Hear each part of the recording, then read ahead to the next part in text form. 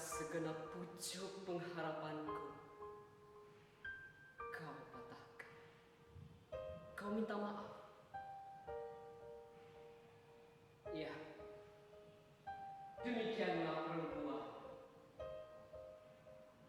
Dia hanya ingat kekejaman orang kepada dirinya, walaupun kecil.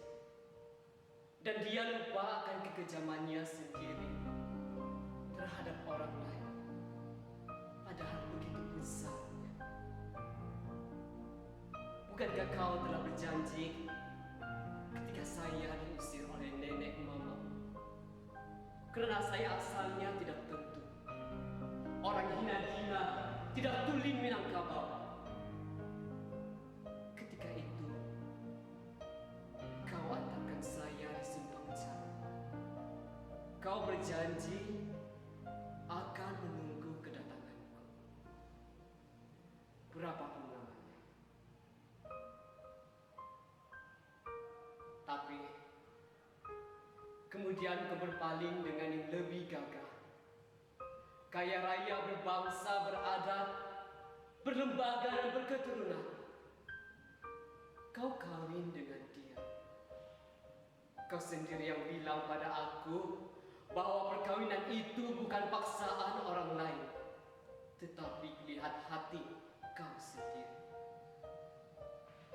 Hampir saya mati menanggung cinta Hayati. 2 bulan lamanya saya terlantar di tempat tidur.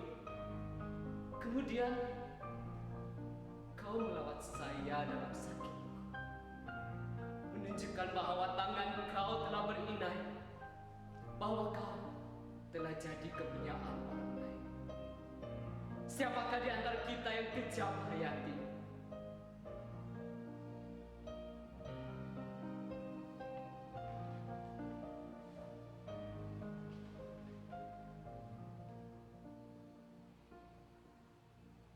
Saya kirimkan surat-surat undangan,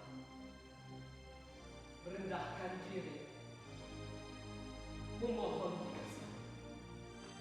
Tapi tiba-tiba kau balas, surat itu suatu gagasan yang tidak terseduh di titik, tidak termakan di ayam.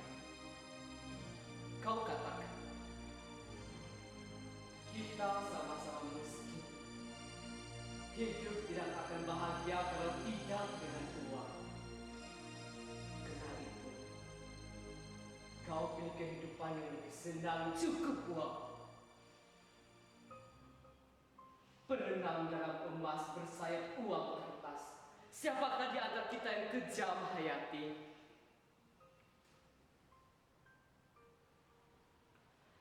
Siapakah yang telah menghalangi seorang anak muda yang bercita-cita tinggi, menambah pengetahuan, tetapi akhirnya terbuang jauh di tanah Jawa ini. Hilang kampung dan hilang halamannya, sehingga dia menjadi seorang komedi yang tertawa di hadapan umum, tapi menangis di belakang layar. Tidak, ya. Saya tidak kejam. Saya hanya menurut katamu. Bukankah engkau yang meminta dalam suratmu supaya cinta kita itu dihilangkan dan dilupakan begitu saja, diganti dengan persahabatan yang kekal? Permintaan itulah yang saya pegang teguh sekarang.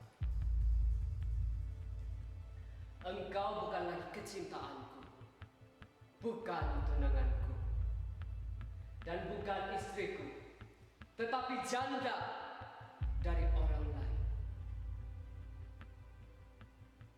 Maka itu, sebagai seorang saudara, saya akan kembali teguh memegang janjiku dalam persahabatan itu, sebagaimana teguhnya aku dahulu memegang cinta.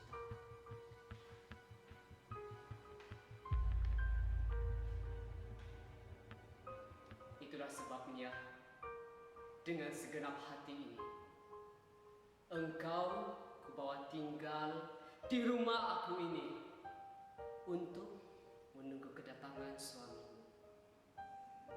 Tetapi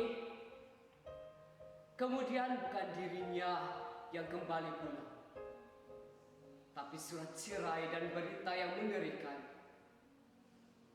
Maka itu, sebagai seorang sahabatku, engkau akan pulang ke kampung halamanmu, ke tanah asalmu, tanah Minangkabau yang kaya raya dan adat yang tak lapuk dek hujan, tak lekang dek panas. Semua kos pulanganmu saya akan berikan. Uang belanja juga akan kuberi. Dan kalau saya masih hidup sebelum engkau mendapat suami lagi, insya Allah kehidupanmu